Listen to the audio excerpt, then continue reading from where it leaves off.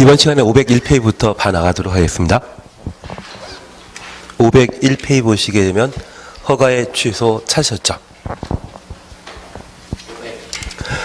예, 동그라미 1번 보시니 허가권자는 허가받은 자가 다음 각호 하나에 해당되게 되면 허가를 취소하여야 한다. 500 하나입니다. 501 보시면 됩니다.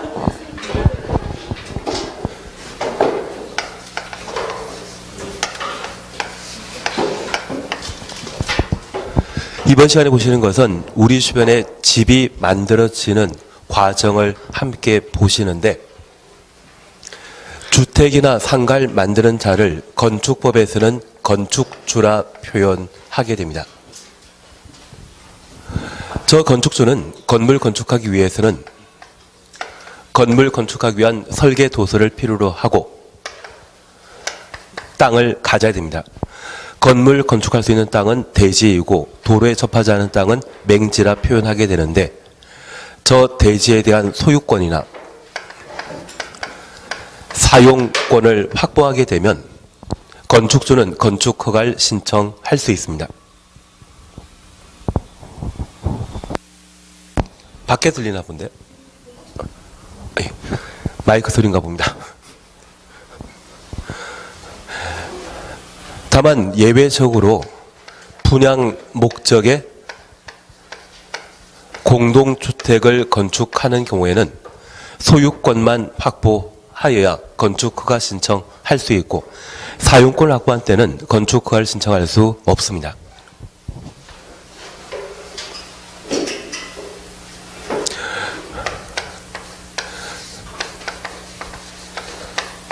그리고 안전영향평가를 실시하여 건축허가 여부를 결정할 수 있는데, 우리 주변에 제1호텔들가 만들어지게 되면 그 건물 무게는 워낙 많이 나갑니다. 그러한 무게를 그 땅이 지탱할 수 있다고 하면 건축할 수 있지만, 우리 남양주의 조안면 쪽은 대부분 농경지이지 않습니까? 그러한 농경지에 대형 건물 건축하게 되면 최근 김해시에 만들어진 오피스텔처럼 기울어지는 건물이 발생할 수 있습니다. 그래서 대지가 그 건축물의 무게를 지탱할 수 있는지 파악하기 위해 안전영향평가를 실시하게 되는데, 저 안전영향평가 대상은 초고층 건축물이거나 16층 이상이고 연면적이 10만 제곱미터 이상의 경우에는 안전영향평가 대상입니다. 지난주에 했던 겁니다. 사실은 지난주에 했던 겁니다. 지금 501페이지 진도 나갈 차례이시고요. 근데 건축법부터는 복습해 나가셔야 됩니다. 건축법부터는 복습해 나가셔야 됩니다. 이러한 요건을 갖춰 허가를 신청하게 되면 건축법령에 적합한 때 건축 허가 처분을 할 수 있습니다. 그런데 내가 집을 하나 만들게 된다고 하면 국토교통부 장관이 신경 쓰실까요? 경기도지사도 신경 안 쓰십니다. 그래서 남양주시장이 신경을 쓰게 되는데, 원칙적인 건축허가권자는 우리와 가장 가까이 있는 시, 군, 구청장이 건축허가권자가 되게 됩니다. 예외에 관해서는 천천히 해 나가십니다. 그리고 두 번째 우리 보실 것은, 저 건축물을 건축하거나 대수선하려는 자는 허가권자에게 건축허가 받도록 되어 있습니다. 다만 저 건축허가 받아 건축물을 건축하거나 대수선하는 때에는 건축사에게 설계 도면 작성을 반드시 의뢰해야 되고, 공사 도중에 안전모를 쓰고 계시는 건축사가 감리를 담당하게 됩니다. 그런 공사 과정에 다양한 비용 부담 발생하게 되면 좀 건축주에게 부담스럽기 때문에 경미한 건축물을 건축하는 때는 건축 신고하고 건축 대수선할 수 있습니다. 여기 건축 신고 대상은 기본형과 확장형이란 말로 대신하셨는데, 연면적 100제곱미터 이하의 건축물 건축은 죄다 건축 신고 대상이고, 바닥 면적 합 85제곱미터 이내 증축, 개축, 재축, 건축 신고하고 증축, 개축, 재축 할 수 있습니다. 그리고 연면적 200만이고 3층 미만의 건축물의 대수선, 신고하고 대수선할 수 있습니다. 이러한 건축 신고와 관련되어서는 신고한 날부터 5일 이내 건축 신고에 대한 수리 여부를 결정하여 통지하게 되는데, 신고 필증이란 서류 보신 적 있으십니까? 신고 필증. 그 신고 필증을 5일 이내 발급하도록 되어 있습니다. 그리고 건축 신고하면 1년 내 공사에 착수하도록 되어 있고, 정당한 사유가 인정된다면 1년 범위 내 기간 연장할 수 있지만 제때 착공하지 않는다고 하면 그 효력은 상실되게 됩니다. 나중에 우리가 함께 공부하시다 보면 이착이란 말을 계속 공부하시게 되는데, 일실 이착이란 말 들어본 적 있습니다. 2년 이내 착공하라는 의미인데, 그 2년이 적용되지 않는 예외적인 경우가 몇 존재합니다. 그걸 나중에 우리가 살펴나가시면 됩니다. 그리고 이렇게 건축 허가 받거나 건축 신고했는데 공익과 저촉되는 경우가 발생하게 됩니다. 우리 학교 다니시면서 공익과 사익이 저촉되게 된다면 무엇을 강조하라? 그러면 학교에서 공부 잘하셨습니다. 그런데 내가 어제 평당 1,000만 원 주고 땅을 구입했는데 도로 만들어진다고 하더라고요. 그러면 실거래 가격인 1,000만 원이 아니라 300에서 400만 원 정도의 평당 보상을 받게 되는데 그냥 가만 계시겠습니까? 머리에 띠 두르고 아마 나가실 것 같은데요. 그래서 이 공익과 사익을 단순히 일반적인 이익을 우선한다는 것은 말도 안 됩니다. 그래서 필요 최소한의 원칙, 그리고 비교 형량 원칙에 따라 특정 이익이 월등하다 판단하게 되면 그 이익을 우선할 수 있습니다. 그러면 이러한 규제 방법으로 대표적인 것이 우리 시험에서는 건축 허가, 착공 제한에 관한 사항을 자주 시험에 출제하게 됩니다. 공익이 인정되는 때 제한할 수 있다는 것을 이해해 주시고, 제한하게 되면 제한 기간은 2년 이내로 하고 1년 범위 내 기간 연장할 수 있습니다. 한번 제한하게 되면 최대 제한 기간이 3년이라는 것만 하나 확인해 뒀습니다. 그리고 공익이 인정된다고 하면 그때는 건축허가 취소하여야 합니다. 일반적인 경우는 취소할 수 있다, 임의사항이지만 세 가지 예외에 해당되게 된다면 그 건축허가를 취소하여야 하는데, 시험은 원칙이 나오겠습니까? 예외가 나오겠습니까? 예, 역시 우리는 시험 공부 많이 하셨습니다. 그래서 그 예외를 우리가 함께 잡아가시는 게 지금 건축허가 취소와 관련되어 보실 내용입니다.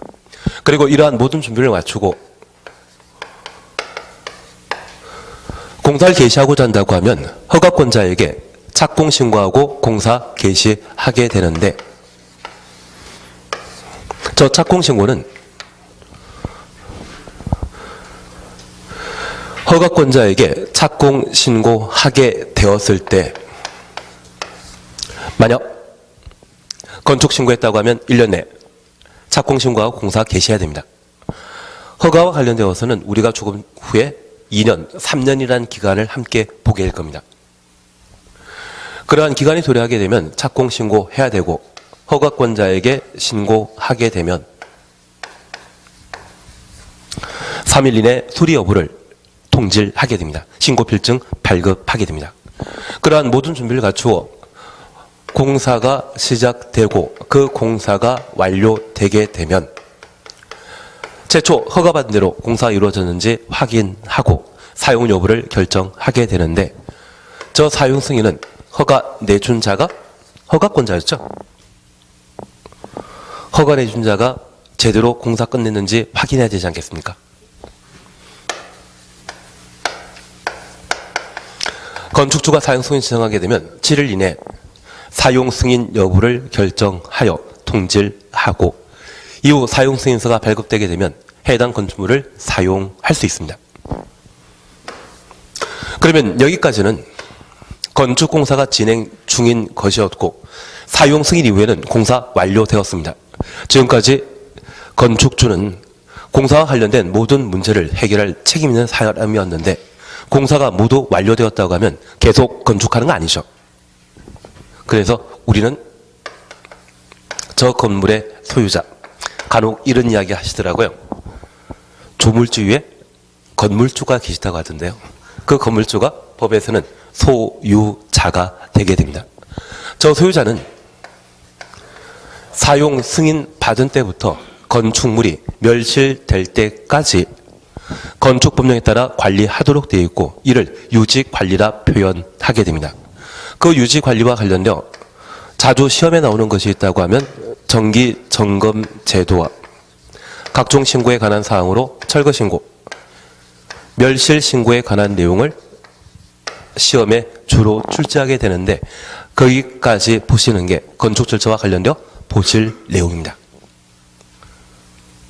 그냥 과정은 이해되시겠습니까?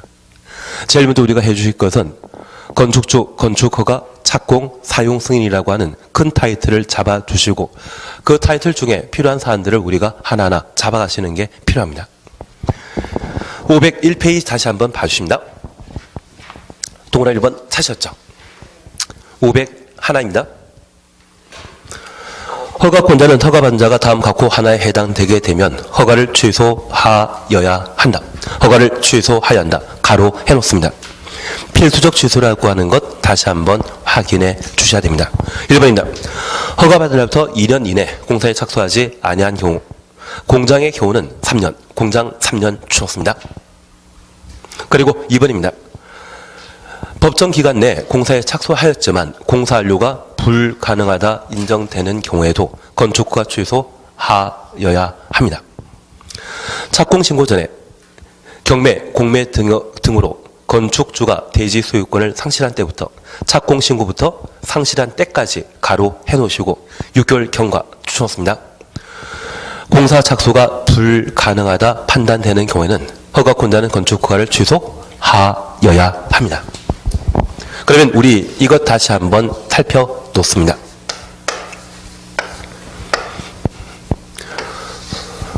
건축주가 건물을 건축하여 분양하거나 임대하게 되면 이익이 발생하게 됩니다. 그런 이익은 사익으로 분류돼야 될 겁니다. 그런 사적 이익이 공익과 저촉되게 된다고 하면 규제 대상이 될 수 있는데,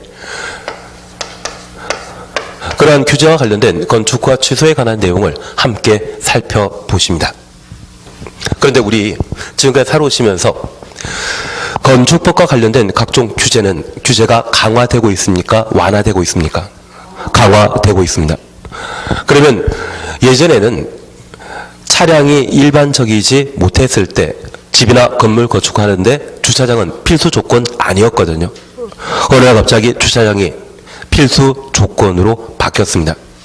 그 주차장 설치에 관한 규정이 제정되기 전에 미리 건물에 대한 건축허가 받아놓고 10년 만에 공사에 착수하게 된다고 하면 현재 주변 상황을 고려하게 된다면 이것 주변에 피해 끼치는 건축물이죠.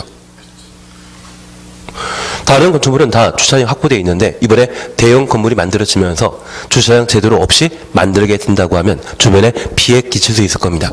그래서 건축허가 받고 2년 이내 공사에 착수하지 않았다면 주변에 피해 끼칠 수 있는 건축물이기 때문에 허가권자는 건축허가를 취소하여야 합니다.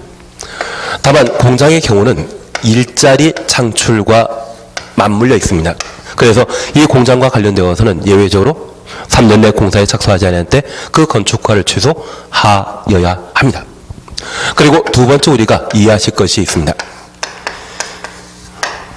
우리 가끔 건축주가 부도 파산하여 유치권이 행사되는 건축 현장을 보신 적 있을 겁니다. 나중에 민법 공부하시면서 유치권은 원칙적으로 동산에 인정되지만 부동산에도 예외적으로 허용된다는 것을 한번 공부하실 텐데 유치권 시험에 안 나오나요? 예, 저 안 나오는 줄 알았습니다. 시계 수리를 맡겼는데 수리 대금 줄 때까지는 물건 잡고 있지 않습니까? 그걸 유치권이라 표현하게 되는데 나중에 민법에서 열심히 해주시면 됩니다. 그러면 그 유치권 행사와 관계없이 건축주가 부도 파산하여 공사 현장이 방치되게 된다면 우범지호로 바뀔 수 있죠. 그런 상황이라면 건축허가 취소하여야 한다. 다만 유치권이나 또는 소송 절차가 진행되는 도중에는 그때는 건축허가 취소 함부로 못합니다. 다른 권리를 고려해서 건축허가를 취소하지 못하지만 그런 재반 문제가 없는 상태에서 공사가 불가능하다 판단하게 되면 허가를 취소하여야 합니다. 그리고 건축허가 받고자 한다면 대지 소유권, 사용권 확보했어야 되죠. 그리고 허가받은 자는 공사에 필요한 준비를 마치고 착공 신고하고 공사 개시하게 되는데 저 착공 신고 전에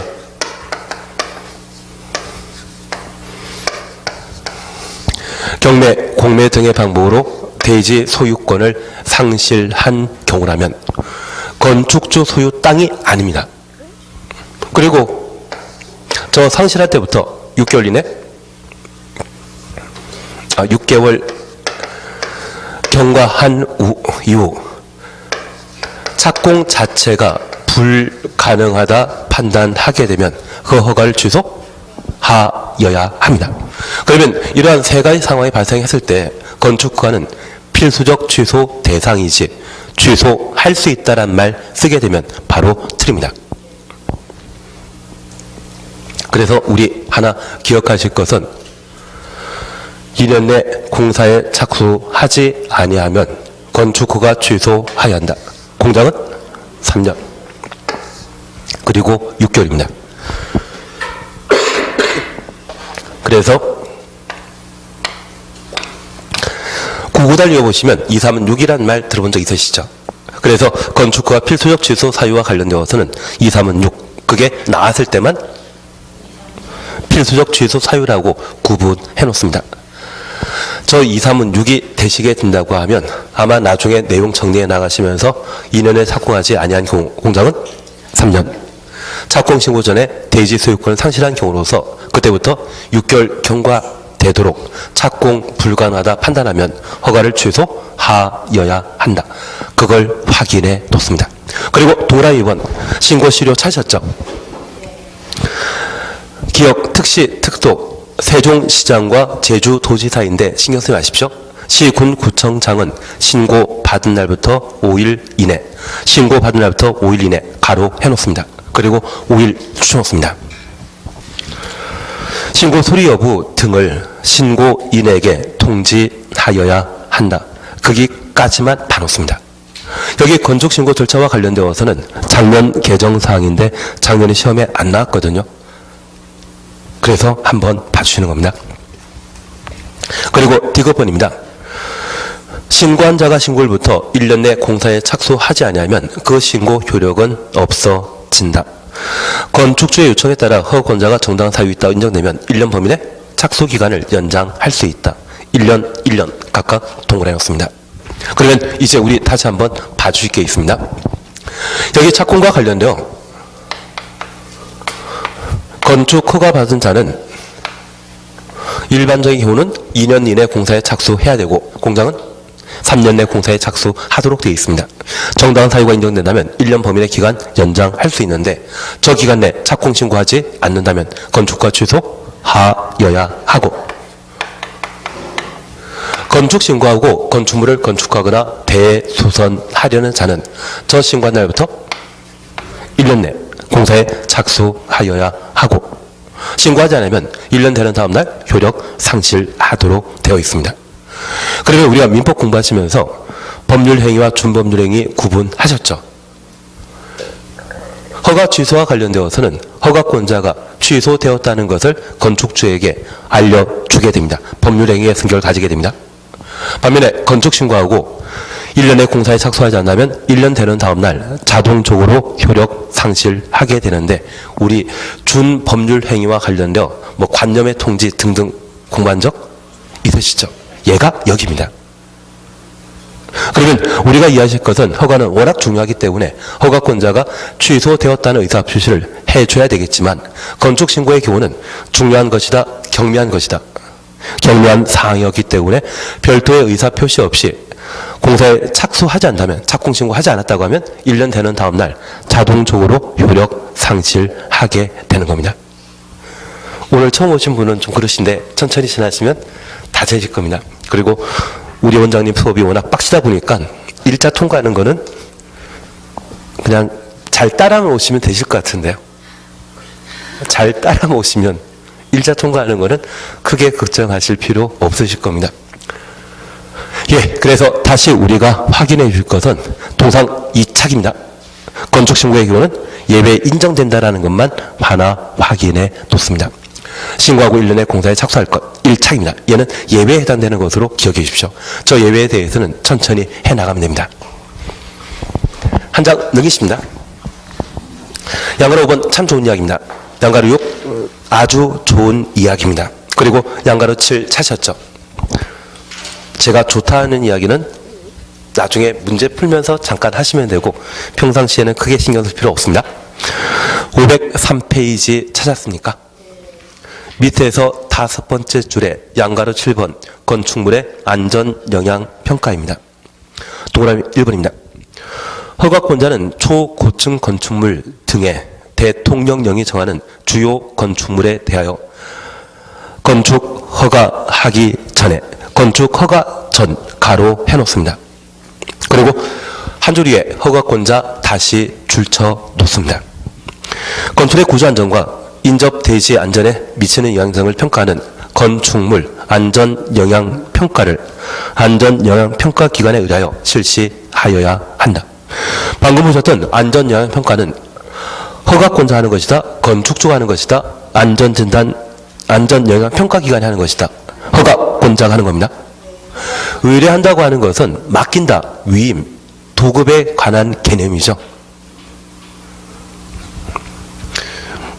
민법은 천천히 하시면 됩니다. 그래서 지금 허가권자가 안전영향평가 실시한다. 그렇게 판단해 놓습니다. 한 장 넘기십니다. 504페이지 보시게 되면 파란 박스에 건축물 안전영향평가 동그라미 1번 찾으셨죠? 초고층 건축물 등의 대통령령이 정하는 주요 건축물이란 다음 각호 하나에 해당되는 건축물 말한다. 그래서 1, 2 묶어놓습니다. 초고층 건축물. 다음 항목 요건을 모두 충족하는 건축물. 연면적 10만 제곱미터 이상의 건축물. 16층 이상일 것 확인되시겠습니까?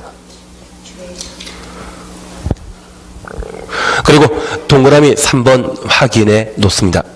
동그라미 3번을 살펴보게 되면 집안 조사 방법 및 지내력의 산정 결과의 적정성, 지내력 찾으셨죠?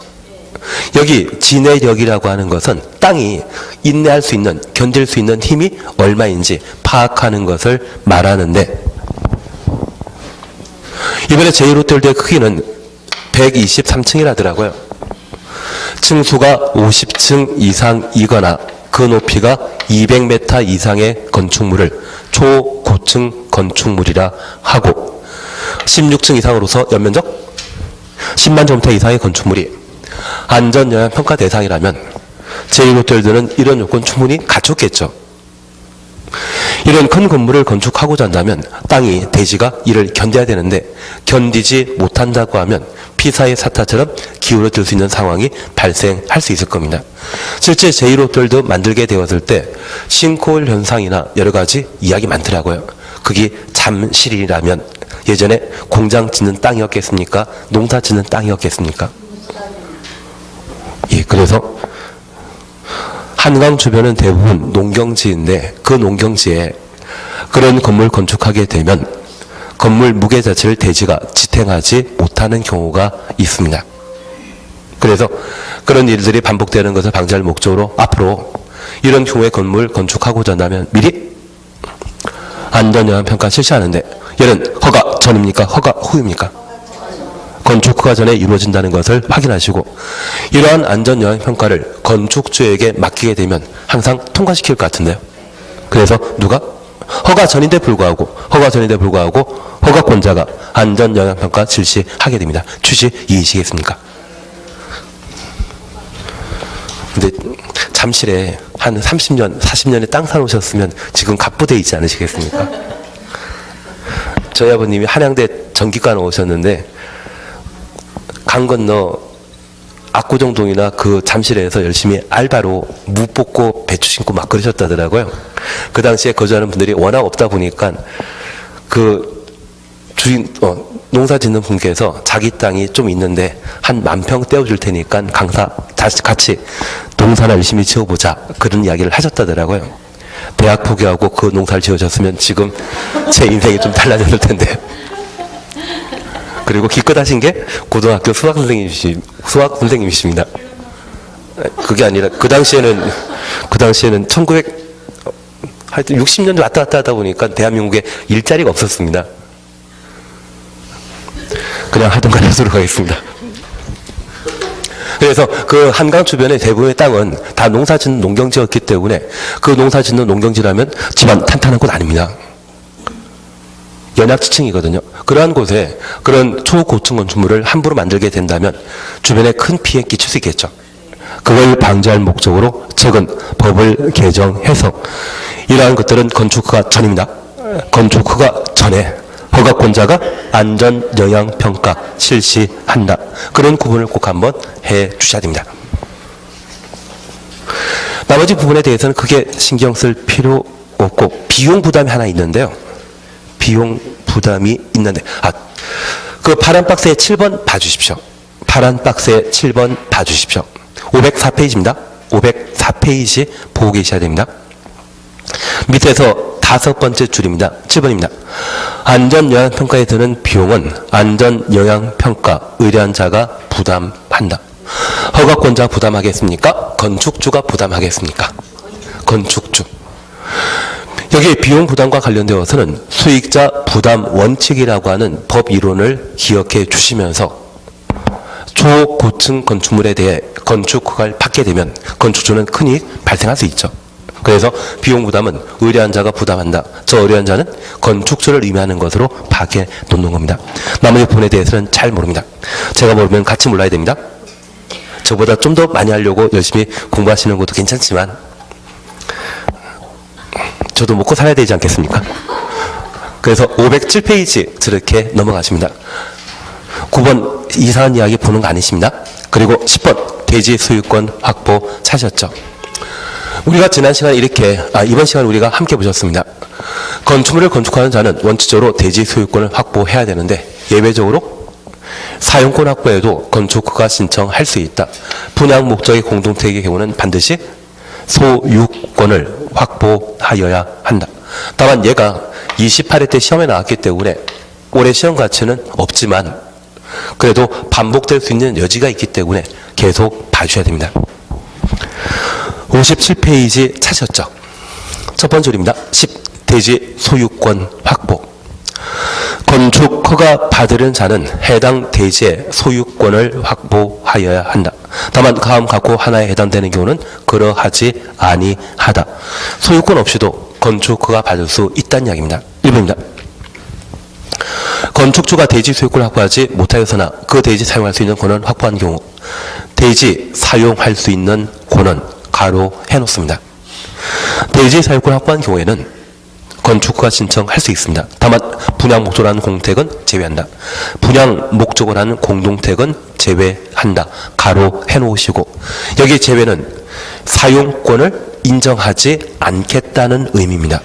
분양 목적의 공동택의 경우는 반드시 소유권 확보한 때만 건축허가 받을 수 있는 겁니다. 잠깐 이해하실 것이 있습니다. 여기 대지의 소유권은 토지에 대한 등기상의 권리를 말하게 되는데 이러한 부동산을 거래하고자 한다면 우선 계약금으로 10%에서 20%를 설정하고 이후 약정된 시기에 중도금이라는 것을 지급하며 잔금 지급과 동시에 소유권 이전 등기를 마침으로써 새로운 매수인이 권리를 취득하게 됩니다. 그런데 이 계약 체결한 때는 계약 파기하는 게 충분히 가능하죠. 계약금 포기하면 되지 않습니까? 100 돌려주면 되지 않습니까? 그리고 저 중도금을 지급한 이유는 함부로 해지할 수 없는 상태입니다. 그러면 우리 주변에 아파트 분양 받을 때 중도금까지 설정하고 그 잔금을 대출받아 해결하는 경우가 있는데 저 중도금 설정하고 대출 받기 위해 현재 토지 소유자로부터 자기 땅을 마음대로 이용해도 된다. 그런 허락을 받는 것을 사용권을 확보했다 표현하게 됩니다. 취지 이해하시겠습니까?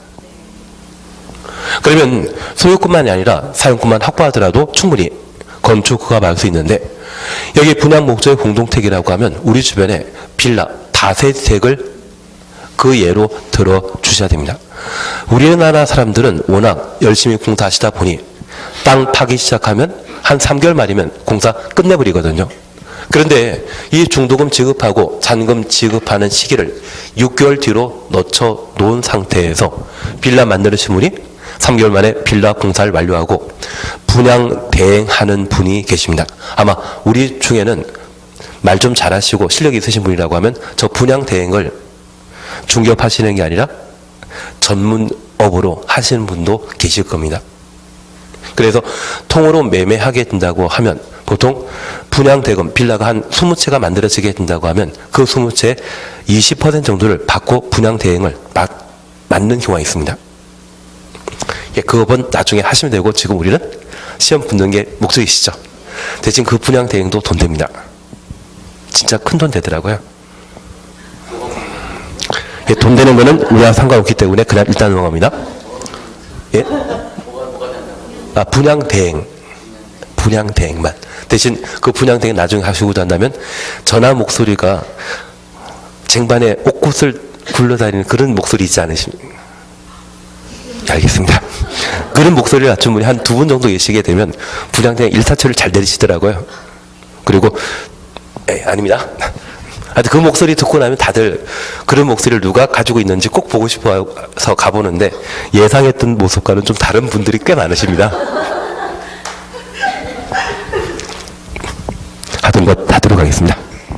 그러면 3개월 만에 공사 다 끝만내야 버리고 그분들에게 맡기게 된다고 하면 한 달도 안 돼서 빌라 다 팔리는 경우가 있습니다. 그리고 그 매매 대금 가지고 분명 잔금 처리해 줘야 되는데 잔금 지급하지 않고 그냥 사라지는 경우가 발생하게 됩니다. 그러면 빌라를 분양받으신 분과 대지 소유자가 서로 달라버리는 상태가 발생하고 여러 가지 분쟁이 발생하더라고요.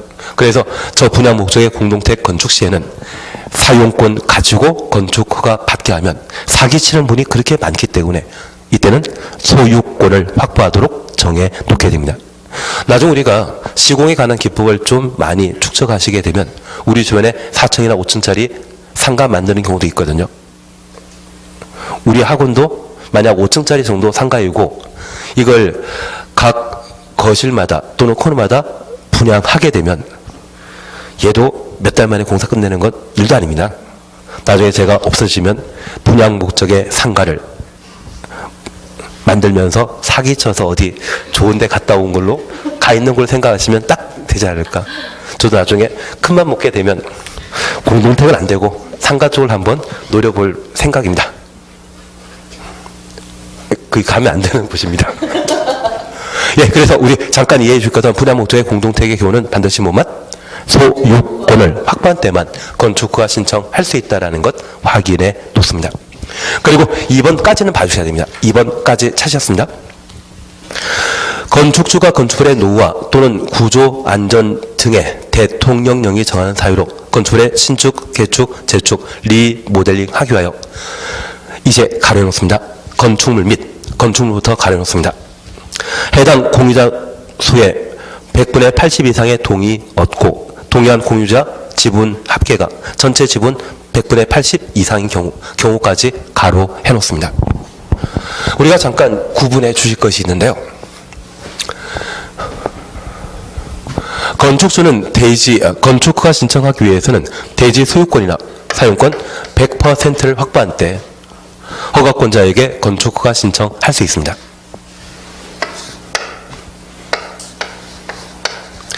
공유 관계가 인정되는 건축물을 우리 민법에서는 집합 건축물이라 보셨고 저 집합 건축물에 있어서는 관리단 집회 결의로 재건축을 결정할 수 있는데 구분 소유자 총수의 5분의 4. 5분의 4면 80%지 않습니까?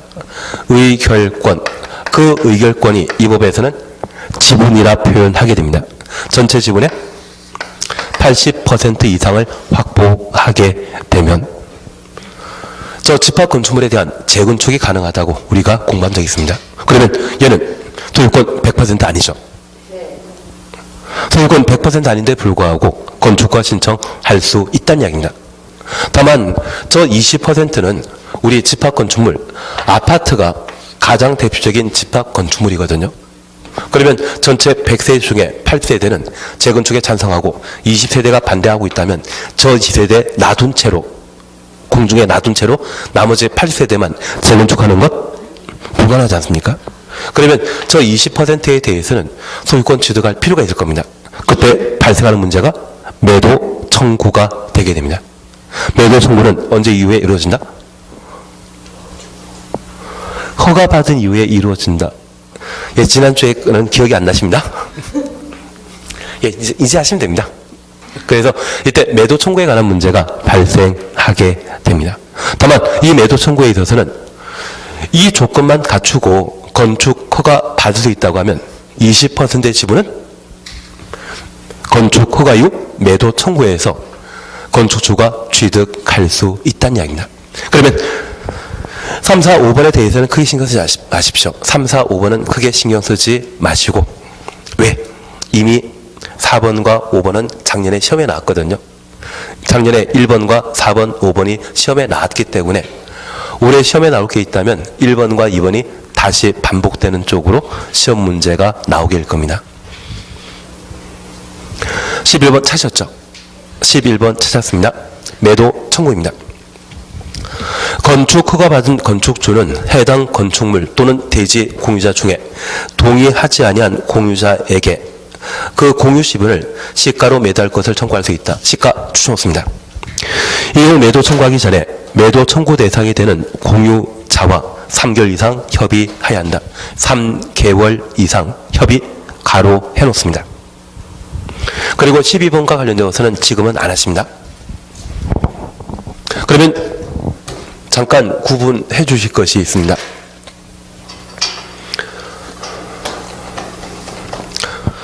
매도 청구에 관한 문제는 지분 80% 이상을 확보하고 건축물을 신축, 개축, 재축, 리모델링 하려는 때 허용하게 되는데 이는 건축 허가 받은 이후에 이루어지게 됩니다.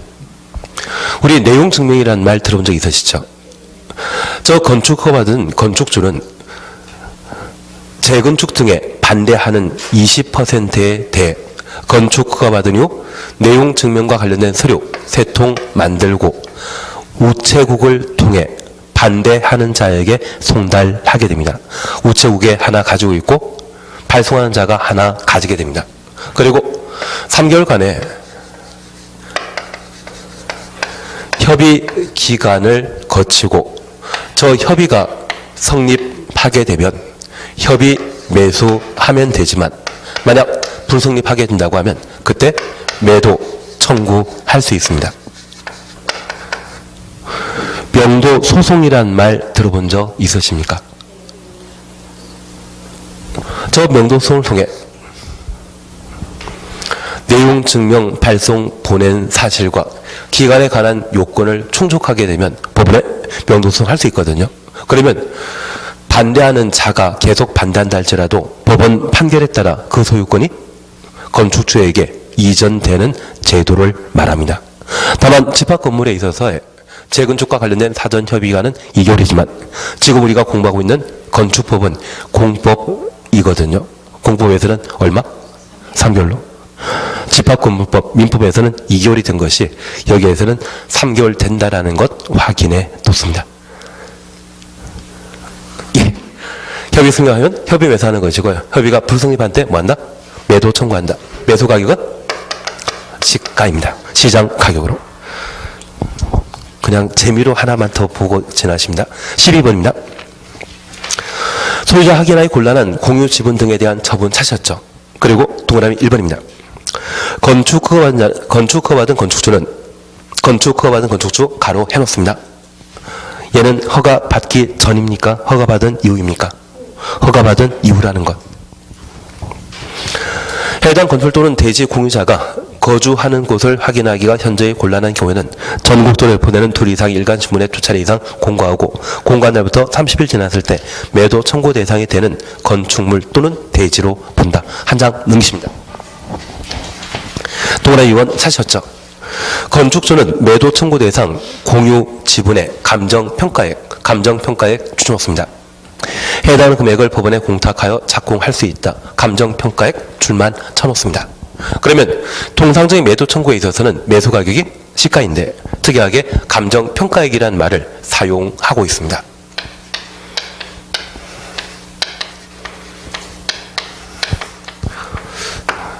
제가 호랑이를 키우는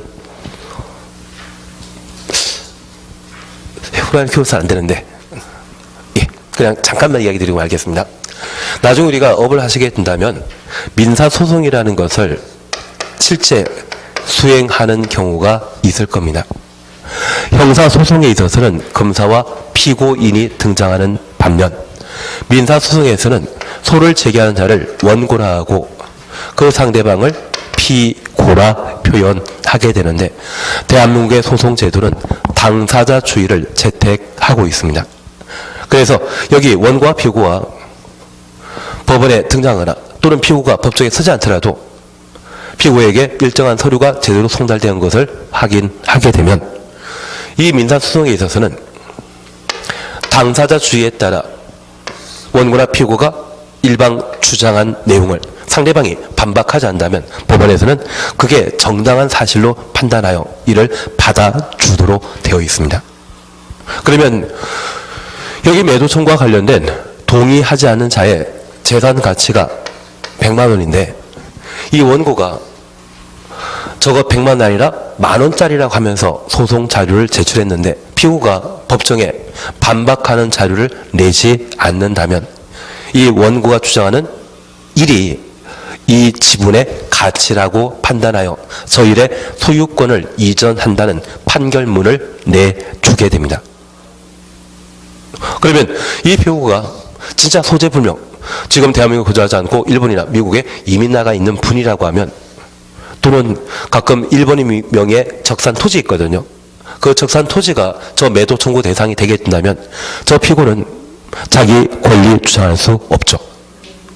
그러면 저 원고 일방 주장에 따라 토지의 소유권을 이전시키는 것은 너무 가혹하기 때문에 우리 감정평가사라고 하는 전문 부동산 감정평가하는 분이 계십니다.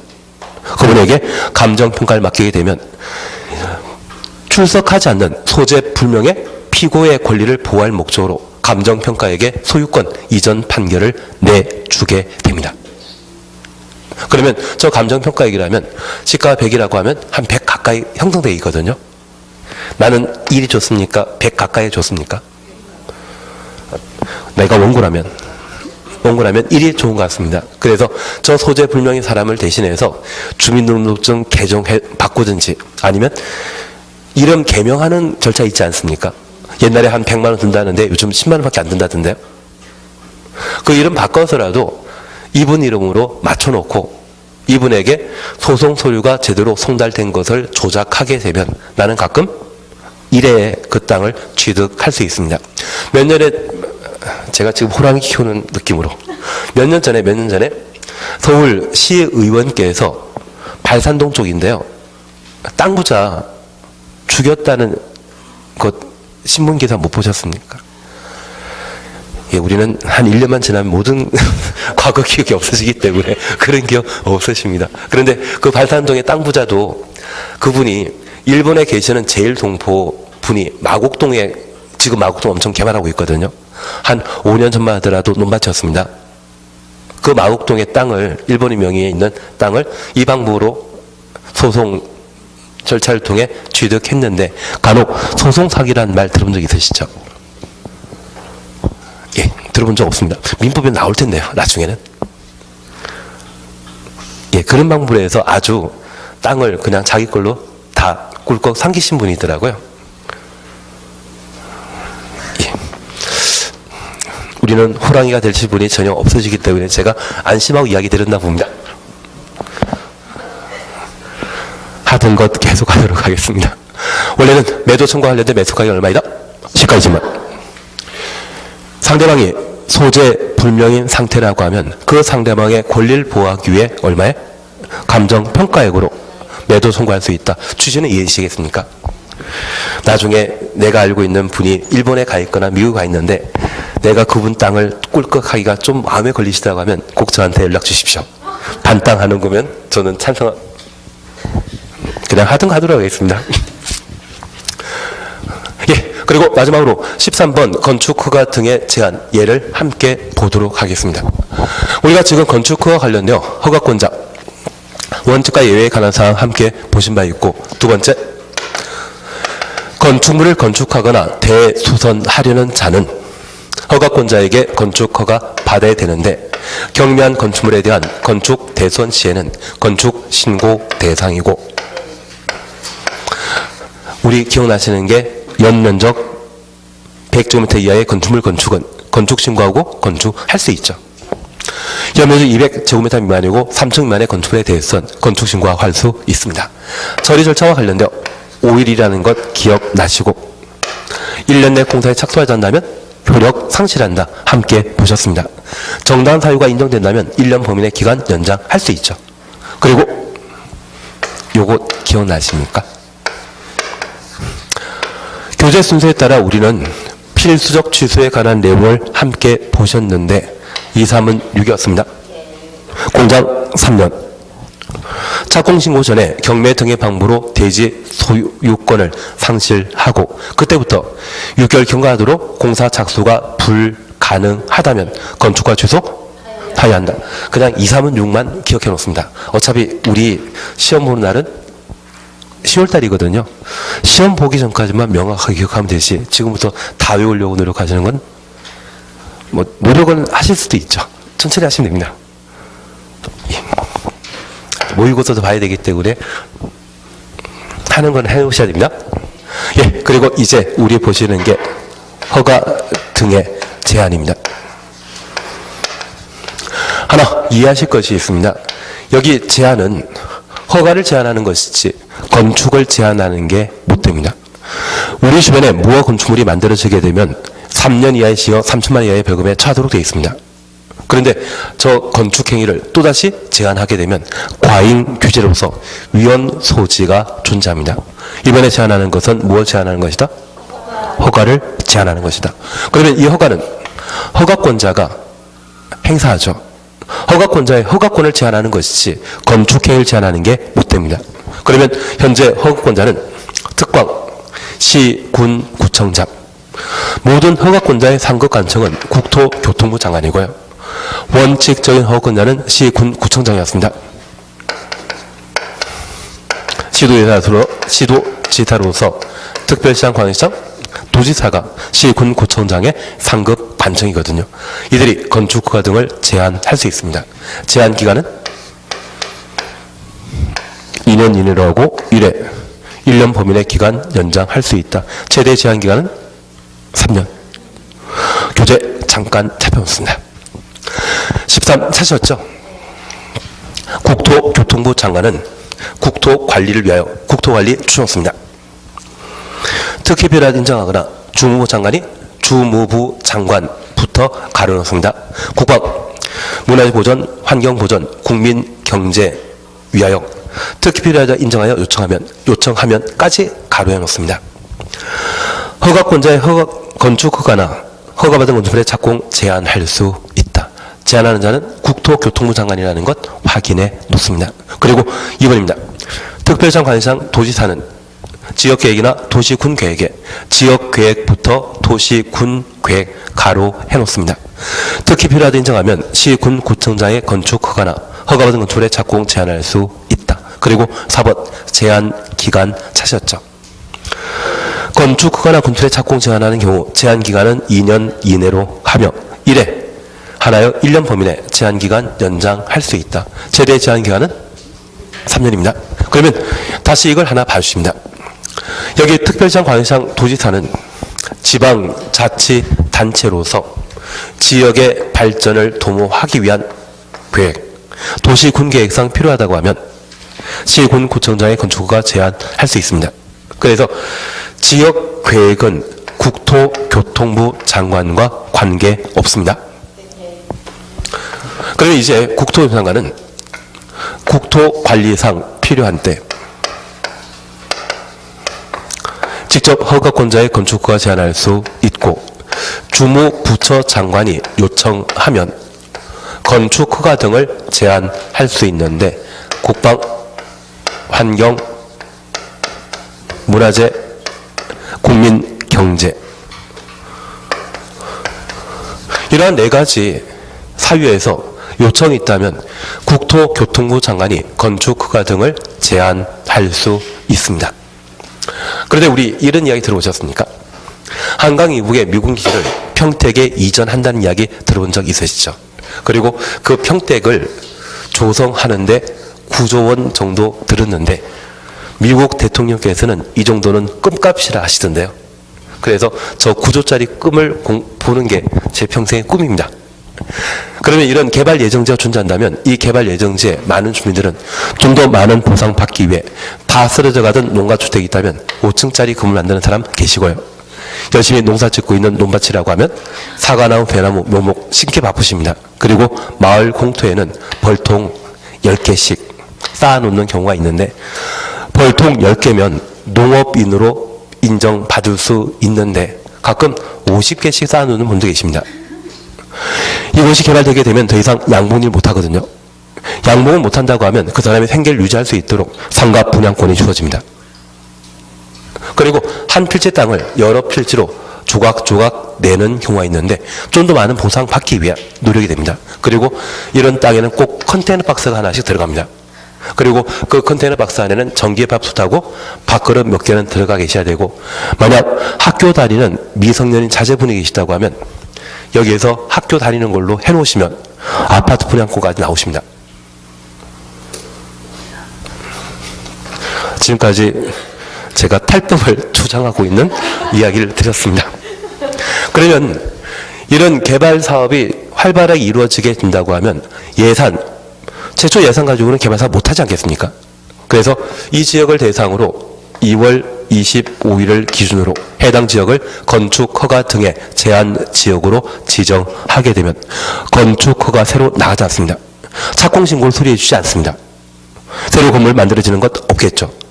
만약 무허가 건물이 만들어지게 되면 공무원이 몽둥이 들고 와서 다 때려부숩니다. 그러면 안정적인 재원으로 개발 사업 할 수 있기 때문에 이러한 것들은 공익에 좀 부합한다고 판단할 수 있지 않겠습니까? 투기인데요. 투기도 우리는 심정적으로 받아들이지 못하기 때문에 그냥 지나가십니다. 다만 우리가 하나 구분해 주실 것은, 얘는 규제에 관한 사항인데 규제 원인은 예시적인 것입니까? 열거적인 표현입니까? 열거적인 표현입니다. 필요 최소한 논칙에 따라 이 5가지 사유만 국토교통부 장관이 건축허가 제한할 수 있고, 특별장 관리상 도지사라고 하면 지역계획, 도시군계획상 필요한 때 건축허가 등을 제한할 수 있습니다. 제한 기간은 최대 3년이라는 것, 원칙 2년, 1년 범위 내 기간 연장할 수 있다는 것, 이 정도 보시게 된다면 시험에 나올 수 있는 것을 대충 해결되실 겁니다. 4번 가설 건축물에 대해서는 필요 없습니다. 나중에 제가 뭐 하고 싶으면 하고 말고 싶으면 말겠습니다. 513페이지 이상한 이야기 이런 거 보는 거 아닙니다. 그리고 3번 건축물 착공 사셨죠? 한 줄만 치고 지나가실 겁니다. 아까 착공 절차 며칠이었습니까? 3일이, 그 3일만 보고 지나십니다. 3번입니다. 건축 착공 차셨죠? 그리고 동그라미 3번입니다. 허가권자는 신고 받은 날부터 며칠? 514페이지입니다.